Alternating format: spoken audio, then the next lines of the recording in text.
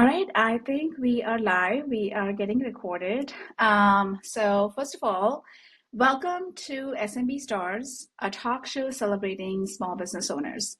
Starting a business is bold and exciting, but it is also challenging.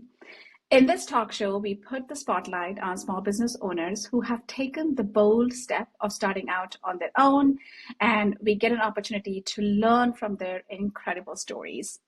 My guest today is Whitney King, founder and CEO of Wave of Mind. Whitney, do you mind quickly introducing yourself for our audience? Yes, thank you so much, Kamal. I started Wave of Mind about 5 years ago now, and really the purpose is to help people feel empowered in however is best suited for them to care for their mental health. Many of us have experienced the cycle of trying something new and it not being a great fit and not having the tools to really succeed. And then, unfortunately, the research shows that some of us end up feeling like when we fail, it's because that there's something wrong with us. And so, Wave of Mind was grown out of trying to solve that problem for myself and pulling together a team of professional therapists and utilizing the best possible resources through well studied techniques from things like clinical psychology and cognitive behavioral therapy, and forming a process and methodology that then we then tested through various years and customer feedback processes to learn how can we best empower people to derive the wisdom that they already carry within. And so it's my Okay. full passion to help people in that way, whether it be through a wave of mind or any other way that they feel that they can lean into their best self and feel inspired along the way. Yeah, yeah, and it's very interesting you say that, right? Because as women, we do tend to blame ourselves for a lot of the times when things don't work out. So for you to acknowledge that and build a product and now a business around it. So tell me, was there a particular moment in time when you came up with the idea, and then what was the process like? Of course, now you have this idea and you're like, okay, I want to start a business.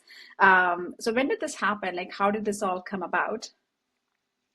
Yeah, so I would say that really the process started probably 5 or 6 years before the actual start of the business, Ah, where, like when you think back, it's kind of a linear process, but it felt more chaotic at the time.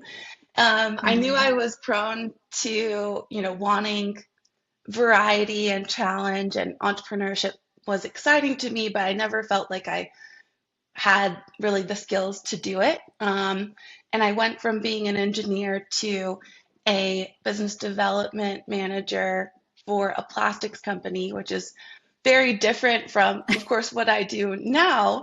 But yeah. it taught me that, I can help empathize with people and understand their problems and help them solve those problems. In that case, it was a very, technical process, but I learned that I could grow that business in an entrepreneurial way. And so then I decided, oh, how about I go to business school and learn, if I really can do this Hmm. entrepreneurship thing. Well, at the Hmm. same time, personally, I was noticing that, I was achieving all of my goals in a, professional setting, Hmm. financially, even Hmm. other, external things that people could praise me for. And unfortunately, the well-being that I had internally wasn't enough to be able to accept those things. And I felt even more that I was trying Hmm. to hustle my way into feeling worthy and good enough. And Hmm. it just, as we now know, that's not, a winning strategy for that. And so thankfully through years of therapy, in conjunction with, these different changes for my life and my career, I was able to utilize some of the tools that are, most effective, and notice Hmm. that, along the way there were some really key points where I was able to have a real paradigm shift in how I saw myself and how I Mm-hmm. saw the world and how I saw my capacity in it, and also, Mm-hmm. how I wanted to show up, right? It Mm-hmm. transformed a lot from, feeling like I need to prove that I'm good enough to Mm-hmm. I don't need to prove that to anybody, but maybe I have something to offer that can help others feel Mm-hmm. that they are also just as worthy as the rest of us. And so, as Mm-hmm. those things came together, and business school had lots of opportunities to try on, Mm-hmm. different business ideas, and this one Mm-hmm. came together there, and the Mm-hmm. product didn't really formulate until, well Mm-hmm. after starting the business, because you never really know exactly what it's going to be, but the problem to be solved was Right. clear. Right. That is, so tell me more about how did you come up with the product idea? Because, I'm connecting to the problem space, right? Yeah.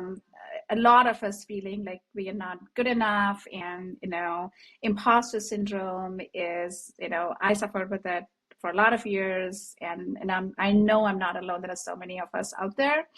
And like there is so much tele now, so there are like Yeah. therapists that you could talk to, but your product is very unique. You send, these 6 months journals. And every month there is a different theme for the journal, and then kind of you write your thoughts.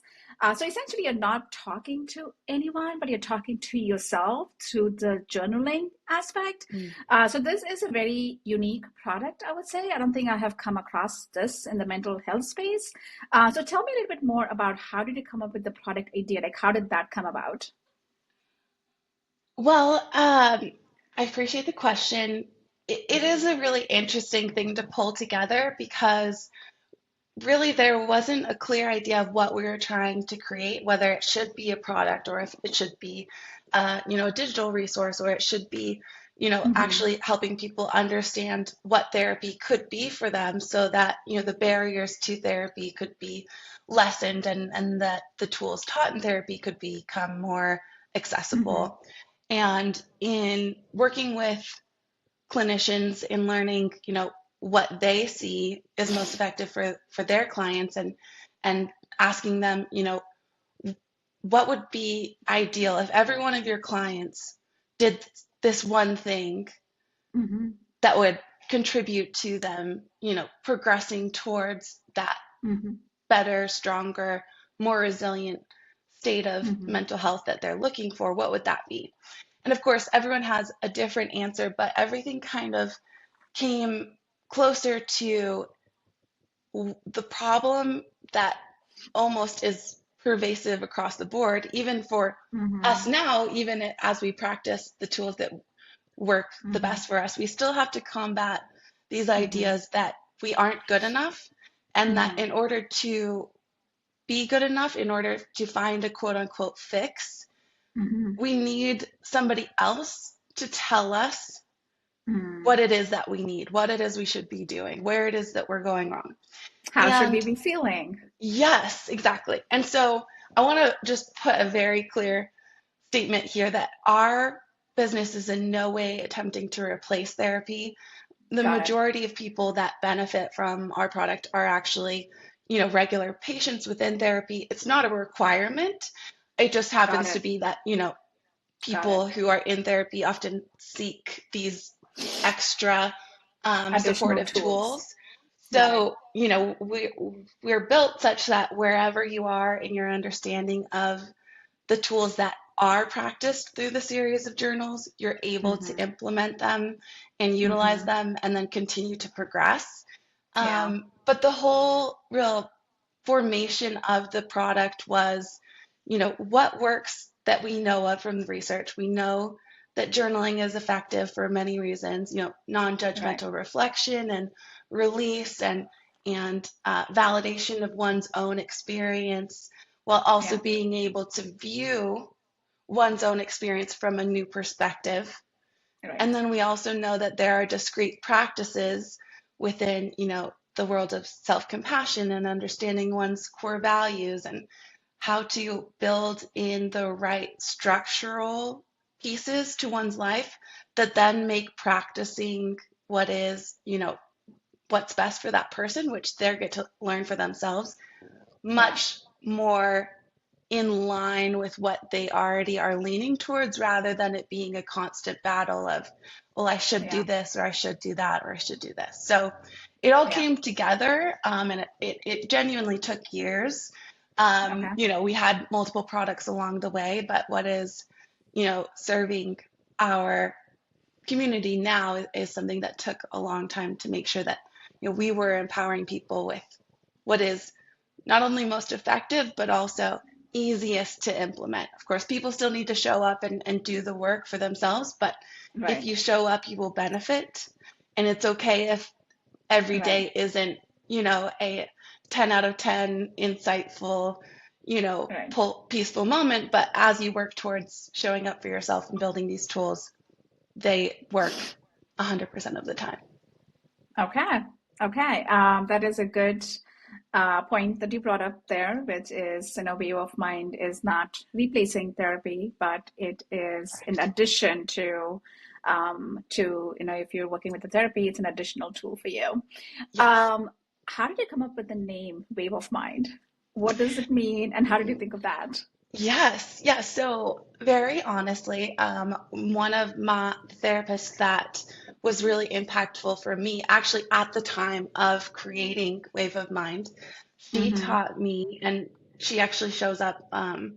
She supports the business and helped us, and Mm-hmm. she's awesome. And since I'm no longer her client, I am allowed to talk about her. She could, anyway. I would always allowed to talk about her, but. Um, Mm-hmm. her name is Jen Castillo, and she taught me this metaphor of Mm-hmm. emotions being like waves. And Mm-hmm. so we have a poem that we've incorporated into the journals that Mm-hmm. helps people visualize emotions as waves and understand that, it's not our job to control the waves, but Mm-hmm. to observe them and recognize that no wave is going to last forever, right? Forever. Yeah. What we actually know from research is that emotions last Yeah. about 7 seconds, right? They're often, Wow. yeah, They it's often crazy. feel like forever, but And they do. And so I'm definitely not discounting that experience because we've all had it, but it's just that yeah. each emotion shifts so quickly, especially if you notice the kind Mm-hmm. of self-talk, right? There's this Mm-hmm. constant kind of like fluctuation of what it Right. might be anger, it might be frustration, it might be some version Yeah. of overwhelm or exhaustion or stimulation. However you want to Yeah. name what it is you're experiencing, it doesn't last Yeah. very long. Yeah. But when we can recognize that that's the case, and then recognize that an emotion of any kind is neither good nor bad, we just might Right. feel more or less comfortable with the experience of that emotion. Yeah. And so recognizing this metaphor of emotions are like waves can help us all as we work through caring for our emotional well-being understand, with what we're experiencing now, how can I create more space for acceptance, Mm-hmm. more space to create resilience by showing myself through practice that actually every other emotion that I've experienced in the past is complete. I've experienced all of them, maybe only a little Mm-hmm. bit or a lot, and so has everyone else. And we're going to Mm-hmm. experience a lot more of them, and some of them are going to be really, really challenging and painful, and Mm-hmm. doesn't make those situations that elicit those emotions okay or Mm-hmm. something that we want to encourage, but just more that we can't Mm-hmm. control the waves that are coming our way and that we are tossed in, but we can control how we experience them to an extent, but Mm-hmm. even more so how we respond when Mm-hmm. something happens, right? Is it playful, Yeah. is it forceful, is it scary? And, the point isn't to like see the next 12 waves ahead and like Mm-hmm.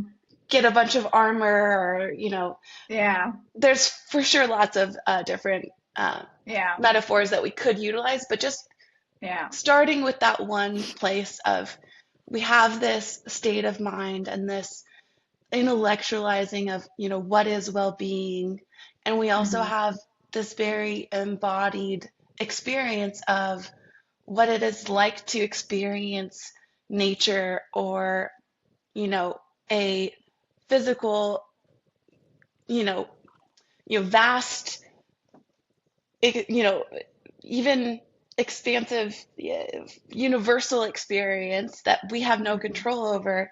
And how Hmm. does that provide us insight into, what I can do right now to just center myself in wherever I might find myself amongst these waves. I'm Hmm. going to be okay, even Hmm. though I don't know what's coming next.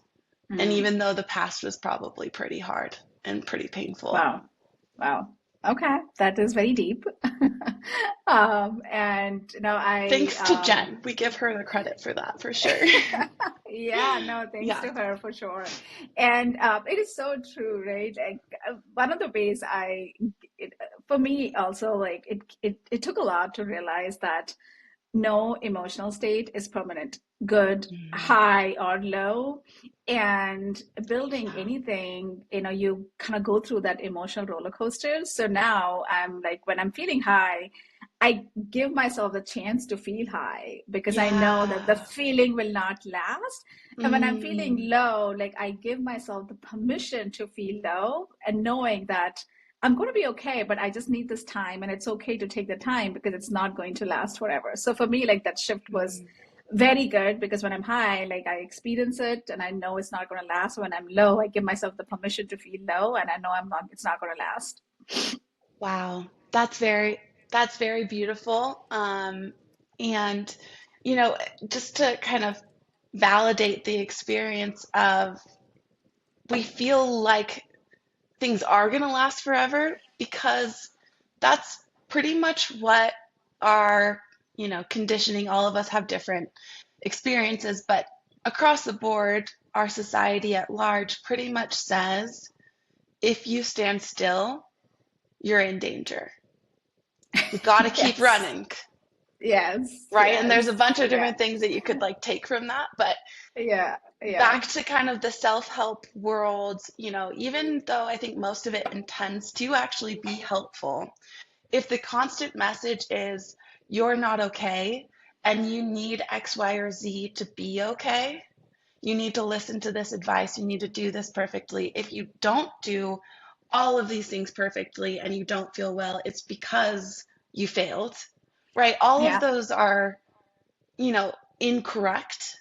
The Hmm. truth is we're all humans trying our best, and if we try a Yeah. few things every now and then and work towards, greater insight and utilizing the strength that we already have, that's where, even more growth comes. But the Yeah. fact that we think that everything's going to last forever is because that's really what we've learned. And the message is like, don't stay where you are because one, Yeah. it's not good enough. And two, the message is that, oh, I've got to keep hustling so that then I can be happy.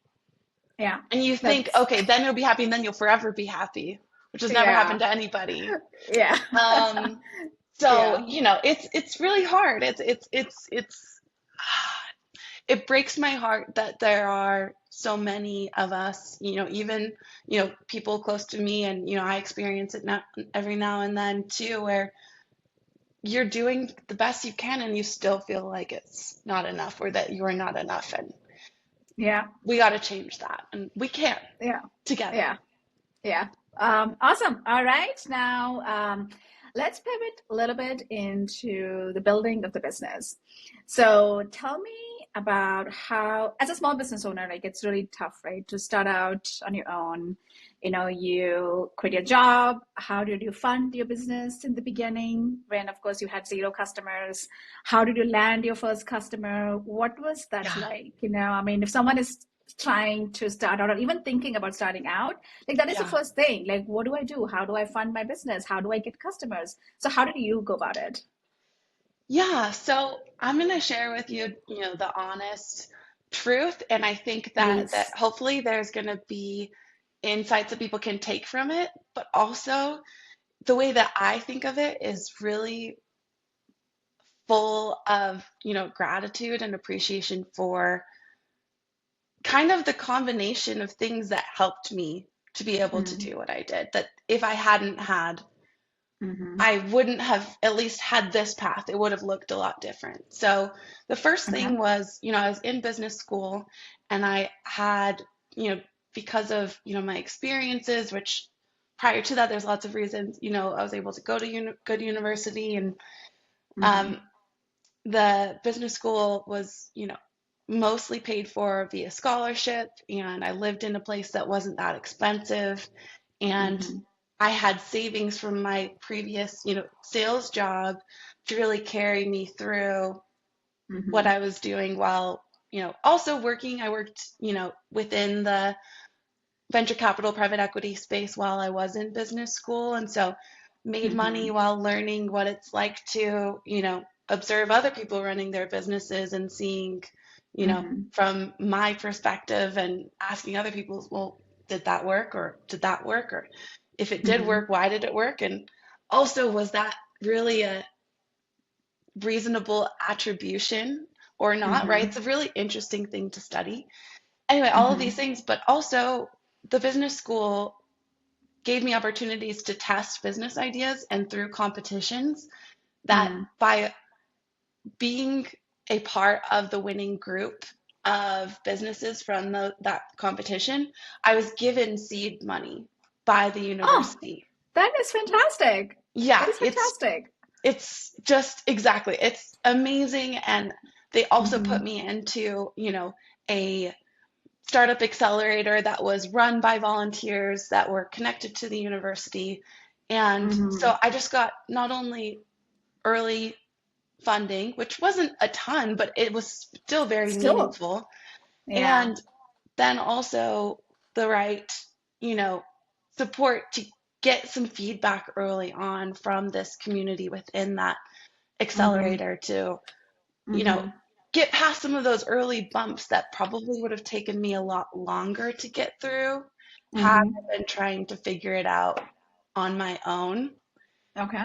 And it was also, 2020, it was the pandemic. So the fact that we could do all of that virtually and I wasn't just sitting, you know, on my You were computer by busy. myself. Yeah.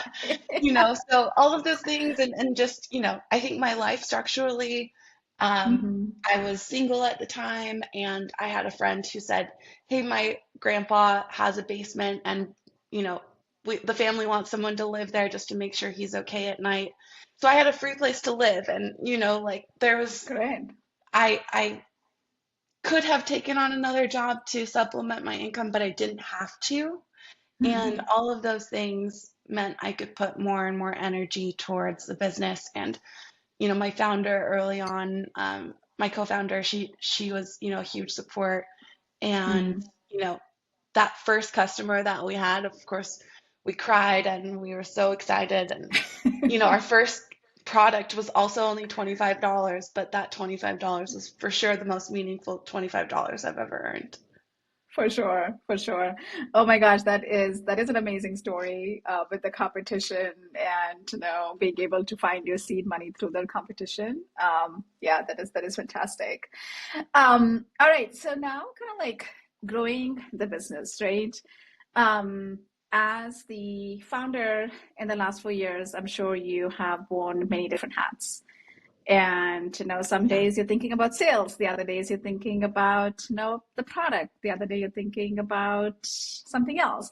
So how do you juggle with all these different roles, and how do you make sure you are sane and focused and kind of like being able to manage through all of that? Because as a small business owner, that is one of the you don't have a lot of resources, you don't have a big team, Yeah. you don't have departments, it's a small team, and you're juggling through a lot of things. So what has worked for you? So there's a lot of things that have worked. There's more things that haven't. There's definitely a lot more things I've tried that haven't worked than that have. But I Okay. guess the overall answer is that because this business is something that I have deep passion for and that I Mm-hmm. consider, a privilege to be able to work towards because the Mm-hmm. people who benefit from Wave of Mind are Mm-hmm. people who actually have improved experiences of their lives in various aspects, and so getting those feedback touch Mm-hmm. points, messages, videos from customers or therapists who have helped clients who've utilized it and found it helpful. It's such a rewarding thing to do.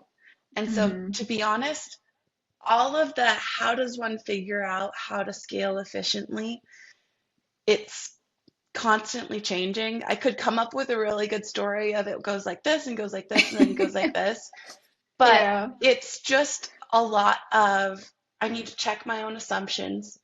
I need to surround myself with good people and Mm-hmm. try to do my best to be a good leader within my business and empower Mm-hmm. my team with what they need. And that's a learning process too, right? I'm learning how to run the business while also learning how to make sure my team has everything they need. And um, all of that to say is I'm approaching each day as someone who has worth, that I know I have something to offer, but enough Mm-hmm. humility that I don't have the answers to anything. I just have good Mm-hmm. ideas that I can test and, pull in the right people to make sure that my Mm-hmm. ideas are not really the ideas. They're just a contribution to hopefully what Right. will eventually be what works. And it's the mission that keeps that process, full of energy rather than something that can at times feel tiring Okay. and confusing. Okay. Okay. Okay. Now that is really nice. Do you have any specific things that you do that has worked well for you and could potentially work well for, our listeners, people looking to start out on their own? So I think what I learned over honestly the 2 years of really hardcore product and experience, Mm-hmm. development and improvement and gaining customer feedback was that no matter how much I wanted something to be, that Mm-hmm. was not really that important as much Mm-hmm. as is what we are working towards, what the people who really need us are asking for. Even if they don't actually know that they're Mm-hmm. asking for it, how do we find them? How do we talk to them? How do we make sure that we're not just running for the sake of running, but we're running as hard as possible while also making sure that we have, clear insights into are we going in the right direction and do we have the Mm-hmm. discipline to turn around Mm-hmm. if we're wrong. Mm-hmm. Okay. So Okay. that might not be that clear, but I guess the clear point is Mm-hmm. you can succeed as a entrepreneur if you keep trying. Just Yeah. don't try too hard to make a specific thing work. Try really Yeah. hard to make the the the effect or the purpose or Yeah. the overall um, impact of what you're trying to achieve. You can achieve that, but Yeah. how you do that requires a lot more Yeah. testing and a lot more Yeah. creativity, and Yeah. it's okay if Yeah. it takes time. Yeah. Yeah, no, I think those are two very good pieces from you, right? One is progress over perfection. And that is a mantra I follow too, because you can get really caught up in what is perfection anyways? Like how do you define that something is perfect? Yeah. For me, all about progress over perfection. And two is it's very important, don't get caught up on how you get there, and having your eyes set on the price and then iterating along the way, because as an entrepreneur, you kind of have to do that. Things never pan out the way you think they're going to pan out. That just never Yeah. happens.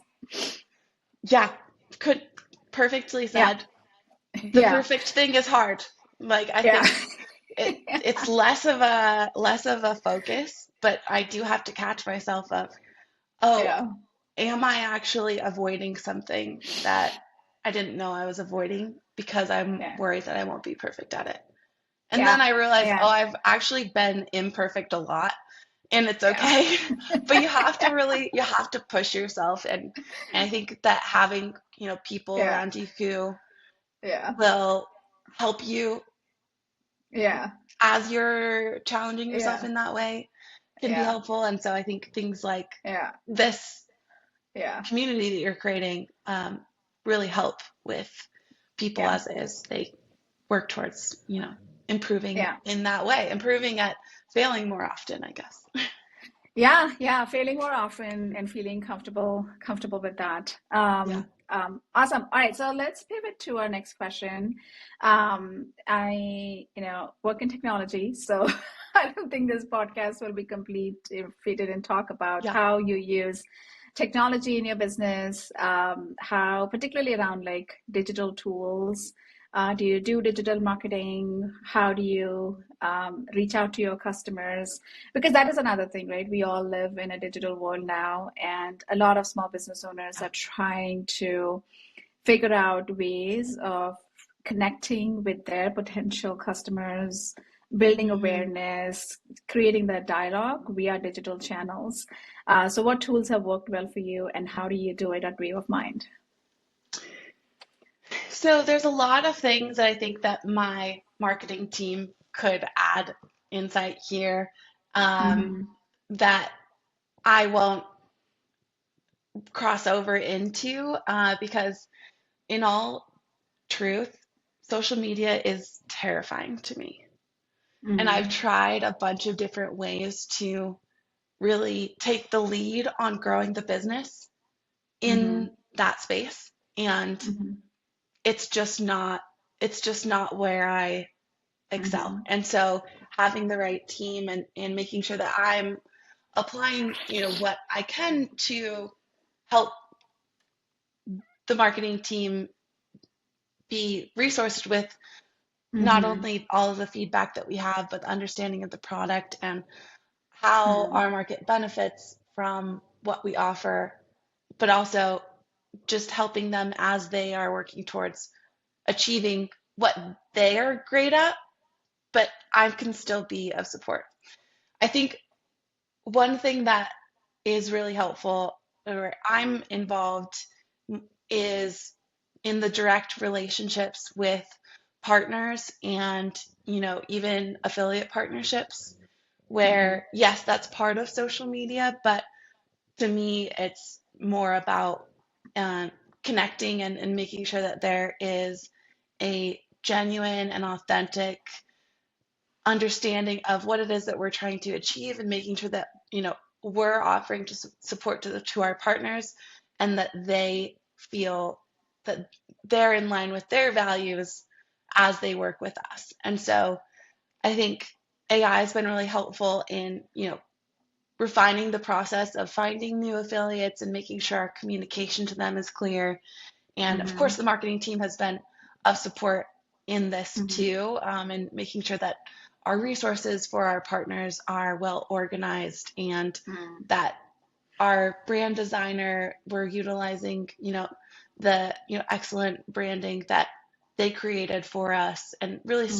streamlining that process so that when our partners are interacting with our brand, that it's seamless and that our communication to them is clear and that they understand that we value them for what they do.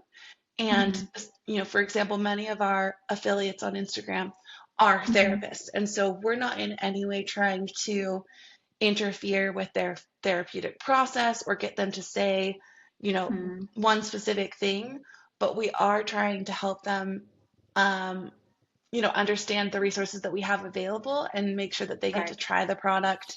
And if they have questions, great, we're happy to help. And there's Mm-hmm. like not a scarcity pressure focus Mm-hmm. around that part of growing the business, because that is a very Mm-hmm. specific thing to me that's important. Whereas, many other Mm-hmm. aspects of marketing for other businesses involve, you know, Mm-hmm. a lot of we need to get people to feel a certain way right Mm-hmm. now that will get them to open their wallet. Mm-hmm. And not only am I not okay with that Mm-hmm. as a person, but also the self help world is doing that enough. And we're not Mm-hmm. trying to compete in that space, because actually what we offer Mm-hmm. is transcending time. It will be valuable Mm-hmm. 10 years from now. We hope people make Mm-hmm. the choice to take Mm-hmm. on the experience of journaling through Wave of Mind, but Mm-hmm. we're also just providing that education so that people can know if it's right for them. So I'm contributing Mm-hmm. there by utilizing AI and different CRM tools to organize the conversations and keep Mm-hmm. our brand consistent. Um, Mm-hmm. and so I think Mm-hmm. doing so makes the execution of those things clearer, and that, Right. you know, adopting different language so that people know that they're talking to a real person. We're actually not Yeah. automating the messages themselves, but just the process of, Right. how do we reach, Right. a good number of people, but also the ones who are likely to resonate with what we have to say anyway. Right, right. And that's a fantastic point you brought up, Whitney, which is, you talked about how for you, marketing is communicating and building connections with, Yeah, influencers and with your customers. And as opposed to like buy now or in right. an immediate sale, which so often people are so focused on that final conversion that they forget that there are many different steps before that Hmm. conversion. All right, and I guess the last question is, what is one thing about you that people don't know and will surprise them if you feel comfortable? Um, I think something that doesn't come through in my professional interactions is just how honestly kind of silly I am on a day-to-day basis, right? That's weird to say, but the healing process that brought me to creating Wave of Mind, and that I continue to this day, allows me to really just lean into what is authentic. And sometimes that's weird and silly, and I'll tell jokes that only I find funny because the context of the joke is in my head and I didn't Head. explain it. And I didn't Uh-huh. care to explain it because it just was for me to laugh. And I thankfully, love my that. friends are generous and kind, and they like don't put me down for it. I love But that. everyone has their own way of being, and if you can really find comfort within yourself, you're Yeah. going to be better off in all aspects of life. And one of the things that I'm more comfortable with now is just being a weirdo sometimes. I love that. I love that. Thank you for sharing that. Oh, you're Whitney, welcome. thanks so much. This was such a great conversation. I enjoyed so much chatting with you, and thank you for sharing your story and how you got started, and honestly for being candid. So I appreciate that. Thank you so much, Kamal. I really appreciate what you do and super excited about this community. So thanks so much for today's conversation. Thank you. Talk to you soon.